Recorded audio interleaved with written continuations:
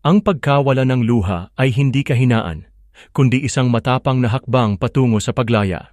Hindi lahat ng laban ay kailangang ipaglaban ng paulit-ulit, lalo na kung ikaw lang ang lumalaban. Kung iniwan mo ang taong minsang humawak sa'yo ng buo, huwag kang magtaka kung isang araw, sa pagbaling mo, wala na siya roon. Ang sakit na hindi mo pinansin noon ay naging lakas niya ngayon. At ang pagmamahal na hindi mo pinahalagahan ay natutong hanapin ang sarili nitong halaga. Kung hanggang ngayon ay nananatili ka sa anino ng kahapon, paumanhin, dahil siya ay hindi na babalik, ang kanyang mundo ay umiikot na muli, hindi na sa paligid mo, kundi sa landas na siya na ang pumipili.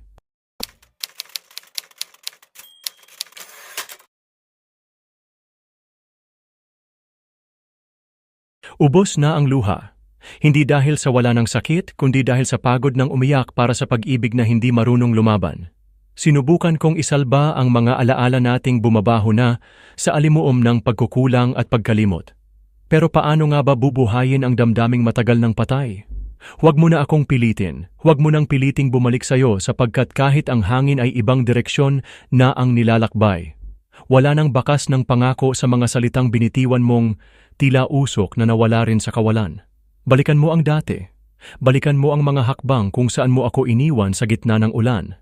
Kung saan ako nalunod sa mga tanong na hindi mo kailanman sinagot. Naroon ka pa rin ba? Naglalakad sa anino ng kahapon habang ako'y lumalakad na patungo sa bagong bukas. Ubos na ang luha. Pero hindi ito nangangahulugang mahina.